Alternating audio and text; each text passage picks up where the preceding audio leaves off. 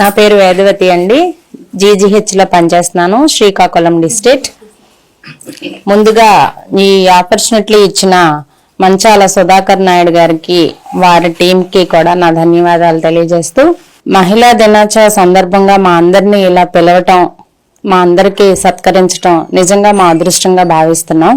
నేను నిజంగా ఎప్పుడో 10th క్లాస్ వరకు ఇలాంటి సర్టిఫికెట్లు తీసుకున్నాను, కానీ తరువాత మరి నా మీద కక్షతోనో కసితోనో మరి నాకు ఇస్తే నేను ఎక్కడ మంచి పేరు వస్తుందా అని నేను ఎన్ని మంచి పనులు చేసినా నాకు ఇప్పుడు ఇలాంటి సత్కారాలు సన్మానాలు చేయలేదు.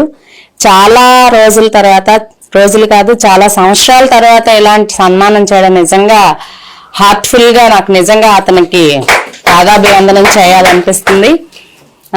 నిజంగా నాకు ఏడుపు వస్తుంది. మా నాన్నగారు గుర్తొస్తున్నారు.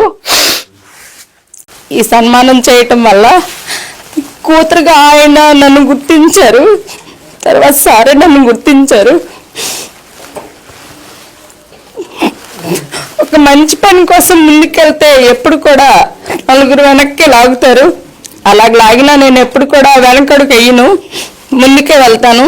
మా నర్సుల కోసం ఎంతవరకైనా పని చేస్తాను, ఏదైనా సాధిస్తాను, ఎంత కష్టమైనా ఎదిరిస్తానని ఈరోజు ఈ సభాముఖంగా తెలియజేసుకుంటున్నాను. మా స్టాఫ్కి ఈ కార్యక్రమాన్ని నిర్వహించిన నెంబర్ 1 ఛానల్ అధినేత గారికి కూడా చెప్తున్నాను. ఆయన మా వెంట ఉంటే మేము ఎంత దూరమైనా వెళ్తాం, ఆయనే మా ధైర్యం.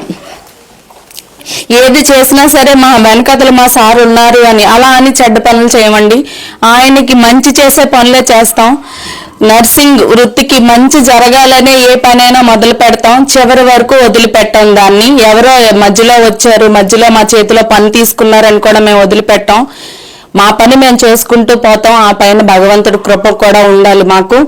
ప్రభుత్వాలు ఇన్ని రకాలుగా మేము కోవిడ్ అనే మహమ్మారిలో మేము అందరం కూడా అందరూ ఫ్యాన్ గాలి కింద ఏసీల కింద కూర్చున్న రోజుల్లో చేతికి 2 గ్లౌజులు వేసుకొని, మూతికి 4 మాస్కులు పెట్టుకొని, అసలు ఎక్కడ కూడా బాడీ పార్ట్ అసలు ఏమీ కనిపించకుండా మొత్తంగా కప్పుకున్న, మాకేమి అంటే ఒక్క పెట్టడం అలాంటిదే, చెమటలు కారటం ఎన్ని జరిగినా సరే ఆ ప్రాణాన్ని కాపాడాలని తపన తాపత్రయం మాలో కనిపించిందే కానీ ఎక్కడ కూడా మేము అలసట చూపించలేదు ఎవరికి కూడా. అంతలా మా సేవను అందించినా కూడా ఈ రోజు ప్రభుత్వం మా సేవని ఎందుకు గుర్తించట్లేదో నాకైతే తెలియట్లేదు. ఇక మీదటైనా సరే ఈ కూటమి ప్రభుత్వం మా సేవను గుర్తించి మమ్మల్ని రెగ్యులర్ చేస్తుందని ఆశిస్తున్నానండి.